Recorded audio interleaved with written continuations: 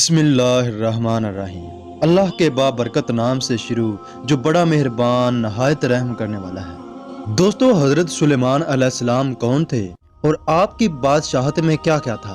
اور جب آپ علیہ السلام نے ملکہ بلقیس کو دین حق کا پیغام دیا تو اس کا کیا رد عمل تھا؟ اور جب حضرت سلیمان علیہ السلام نے ملکہ بلقیس کا تخت لانے کا حکم دیا تھا تو وہ تخت کون لایا تھا؟ یعنی اس ویڈیو میں ہم حضرت سلیمان علیہ السلام اور ملکہ بلقیس کا مکمل واقعہ بتائیں گے، لہذا ہماری اس ویڈیو کو آخر تک ضرور دیکھیں۔ دوستو، حضرت سلیمان علیہ السلام اللہ تعالیٰ کے وہ پیغمبر گزرے ہیں جنہوں نے ایک طاقتور حکومت کی تھی۔ ان جیسی حکومت نہ کسی نے پہلے کی اور نہ ہی بعد میں کی ہے۔ یہ حکومت حضرت سلیمان علیہ السلام کی دعا کی وجہ سے ملی تھی کہ اے الہی، مجھے ایسی سلطنت عطا فرما جو کہ میرے بعد کسی کے شایان و شان میں بھی نہ ہو۔ قرآن مجید میں فرمایا گیا ہے کہ اے میرے رب، مجھے بخش دے اور مجھے ایسا ملک عطا فرما جو میرے سوا کسی شخص کے لائق نہ ہو، تو بڑا ہی عطا کرنے والا ہے۔ چنانچہ اللہ تعالیٰ نے حضرت سلیمان علیہ السلام کی دعا قبول فرماتے ہوئے ہر چیز کو آپ علیہ السلام کے متحد کر دیا اور طاقتور جن بھی آپ علیہ السلام کے تابع ہو گئے۔ لہذا آپ علیہ السلام جنوں سے بھی کام لیا کرتے تھے۔ جو جن بھی آپ علیہ السلام کی نافرمانی کرتے تو آپ ان کو قید کر دیا کرتے تھے۔ قرآن مجید میں فرمایا گیا ہے اور جو کچھ بھی حضرت سلیمان علیہ السلام چاہتے جنات وہ چیز تیار کر دیتے تھے، جیسے کہ قلعے، مجسمے اور چولہوں پر جمی مضبوط دیگیں وغیرہ۔ یہ آپ علیہ السلام پر صرف اللہ تعالیٰ کی کرم نوازی تھی۔ اس کے ساتھ ساتھ اللہ تعالیٰ نے آپ علیہ السلام کو اور بھی دیگر معجزات سے نوازا ہوا تھا۔ قرآن مجید میں اللہ تعالیٰ کا فرمان ہے، اور ہم نے سلیمان علیہ السلام کے لیے ہوا کو بھی مسخر کر دیا تھا کہ صبح و شام کی منزل جو کہ مہینہ بھر کی ہوتی تھی وہ آپ گھنٹوں میں طے کر لیا کرتے تھے۔ لہذا آپ علیہ السلام ہوا کو جیسا حکم فرماتے آپ علیہ السلام کی فرما برداری کرتی، اور اسی طرح آپ علیہ السلام مہینوں کا سفر چند گھنٹوں میں طے کر لیا کرتے تھے۔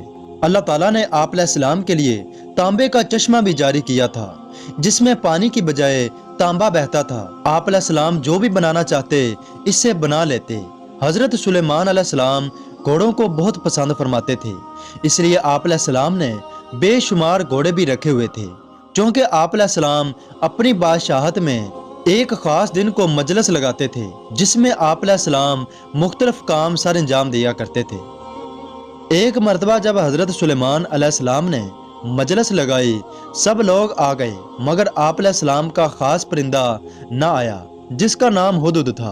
ہدہد سفر کے دوران حضرت سلیمان علیہ السلام کے ساتھ رہتا تھا۔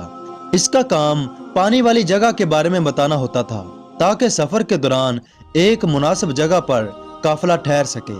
جب حضرت سلیمان علیہ السلام کو اپنی مجلس میں ہدہد نظر نہ آیا تو آپ علیہ السلام نے فرمایا کہ ہدہد نظر نہیں آ رہا، وہ مجھے بغیر بتائے کدھر جا سکتا ہے؟ اگر اس نے آج مجھے اپنے حاضر نہ ہونے کی کوئی معقول وجہ نہ بتائی تو میں اسے ختم کر دوں گا۔ ابھی تھوڑی ہی دیر گزری تھی کہ ہدہد آپ علیہ السلام کی خدمت میں حاضر ہوا اور عرض کرنے لگا کہ میں آپ کے لیے ایک ایسی خبر لے کر آیا ہوں جس کے بارے میں آپ بھی لا علم ہیں۔ یہ سن کر حضرت سلیمان علیہ السلام پریشان ہو گئے کہ میرے پاس اتنی طاقت اور جنات ہیں کہ مجھ سے کوئی راز بھی پوشیدہ نہیں ہے۔ تو ہدہد عرض کرنے لگا کہ میں نے ایک جگہ پر دیکھا کہ وہاں کے لوگوں کی بادشاہ ایک عورت ہے اور اس کا تخت بھی عظیم تر ہے۔ وہ لوگ تمام نعمتوں کے باوجود بھی اللہ کو چھوڑ کر سورج کی پوجا کرتے ہیں اور شیطان نے انہیں سیدھے راستے سے ہٹا دیا ہے۔ ہدہد اندر ہی اندر سے ڈر رہا تھا کہ پتہ نہیں حضرت سلیمان علیہ السلام میری غیر موجودگی کی وجہ سے مجھے کیا سزا دیں گے۔ مگر جب حضرت سلیمان علیہ السلام نے یہ خبر سنی تو آپ علیہ السلام بھی حیران رہ گئے اور فرمایا کہ اے ہدہد، ہم اس خبر کی تصدیق کرنا چاہتے ہیں۔ لہذا حضرت سلیمان علیہ السلام نے ایک خط لکھا اور اسے ہدہد کو دے دیا کہ اس خط کو لے کر اس قوم کے ملکہ کو دے دو اور ہم دیکھتے ہیں کہ ان کا کیا جواب آتا ہے۔ لہذا ہدہد یہ خط لے کر ملکہ بلقیس کے سامنے پھینک دیتا ہے۔ جب ملکہ بلقیس نے یہ خط پڑھا تو اس نے اپنے تمام سرداروں کو اکٹھا کیا اور ان سے فرمایا کہ میرے پاس ایک خط آیا ہے جو کہ ایک عظیم بادشاہ کا لگتا ہے جس کا نام سلیمان ہے۔ یہ خط بخشش کرنے والے اور مہربان اللہ کے نام سے شروع کیا گیا ہے۔ اس میں لکھا ہوا ہے کہ تم میرے سامنے سرکشی نہ کرو اور مسلمان بن کر میرے پاس آ جاؤ۔ ملکہ بلقیس اپنے سرداروں سے کہنے لگی کہ میں اس خط کے بارے میں بہت پریشان ہوں، اس کے متعلق تم لوگوں کی کیا رائے ہے؟ کیونکہ میں تمہاری رائے کے بغیر اس خط کا جواب نہ دوں گی۔ تو ان لوگوں نے جواب دیا کہ ہم طاقتور لوگ ہیں اور ہمارے پاس عظیم فوجیں بھی ہیں، آپ جیسا بھی حکم دیں گے ہم آپ کے حکم کی تکمیل کے لیے آپ کے ساتھ ہیں۔ تو ملکہ بلقیس کہنے لگی کہ جب بادشاہ کسی بھی بستی میں داخل ہوتے ہیں تو وہ اسے اجاڑ دیتے ہیں اور وہاں کے باعزت لوگوں کو ذلیل کر دیتے ہیں، اور مجھے ڈر ہے کہ کہیں یہ لوگ بھی ہمارے ساتھ کچھ ایسا نہ کر دیں۔ وہ کہنے لگی کہ میں اسے ایک ہدیہ بھیجوں گی اور دیکھوں گی کہ قاصد کیا جواب لے کر آتا ہے۔ ملکہ بلقیس یہ دیکھنا چاہتی تھی کہ حضرت سلیمان علیہ السلام کس قسم کے بادشاہ ہیں، کیا واقعی اس کی دعوت اللہ کی رضا کے لیے ہے یا اس میں خود کا مفاد حاصل کرنا چاہتے ہیں۔ چنانچہ ملکہ بلقیس نے بے شمار قیمتی تحائف اکٹھے کروائے اور قاصدوں کے ہمراہ فلسطین کی طرف روانہ کر دیے۔ جب یہ تحائف حضرت سلیمان علیہ السلام کی بارگاہ میں پیش کیے گئے تو آپ علیہ السلام غضبناک ہو گئے۔ قرآن مجید میں فرمایا گیا ہے کہ پس جب قاصد یہ تحائف لے کر حضرت سلیمان علیہ السلام کی خدمت میں حاضر ہوئے تو حضرت سلیمان علیہ السلام نے فرمایا کہ تم ان تحائف سے مجھے مدد دینا چاہتے ہو، مجھے تو میرے رب نے اس سے بہتر عطا کر رکھا ہے، جا کر ان کو بتا دے کہ ہم ان کی طرف لشکر لے کر آئیں گے اور انہیں ذلیل و رسوا کر دیں گے۔ جب قاصدین نے حضرت سلیمان علیہ السلام کی یہ باتیں سنی تو وہ دہشت زدہ ہو گئے اور سارے تحائف لے کر واپس آ گئے اور ملکہ بلقیس کو ساری حقیقت سے آگاہ کیا۔ ملکہ بلقیس ایک ذہین خاتون تھی۔ جب اس نے قاصدین کی تمام باتیں سنی تو وہ فوراً سمجھ گئی کہ یہ بادشاہ کوئی عام بادشاہ نہیں ہے، لہذا اس نے اپنے تمام سرداروں کو اکٹھا کیا اور ان کو ساری صورتحال سے آگاہ کیا۔ تو وہ سردار کہنے لگے کہ ملکہ ہم آپ کے فیصلے کے منتظر ہیں۔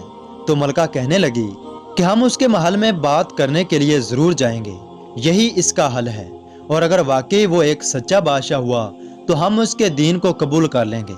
دوسری طرف حضرت سلیمان علیہ السلام کو بھی اس بات کا علم ہو گیا کہ ملکہ اور اس کے سردار وہاں سے نکل چکے ہیں۔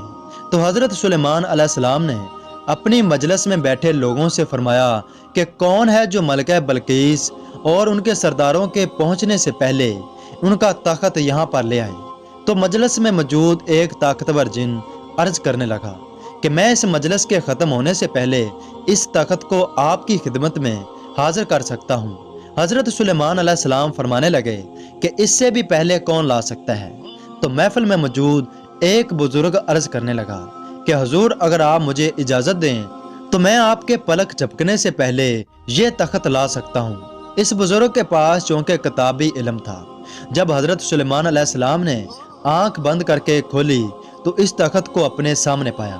حضرت سلیمان علیہ السلام نے اللہ تعالیٰ کا شکر ادا کیا کہ اللہ نے مجھے تمام نعمتیں عطا فرمائی ہیں۔ پھر حضرت سلیمان علیہ السلام نے فرمایا کہ اس تخت کا نقشہ تھوڑا سا تبدیل بھی کر دیا جائے، ہم دیکھنا چاہتے ہیں کہ یہ ملکہ کتنی ذہین ہے، یعنی یہ اپنے تخت کو پہچان سکتی ہے یا نہیں۔ چنانچہ حضرت سلیمان علیہ السلام نے ملکہ بلقیس اور ان کے سرداروں کا استقبال کرنے کے بعد ان کو اسی تخت کے پاس لے گئے اور اس سے پوچھا کہ کیا تیرا تخت بھی اسی طرح کا ہے؟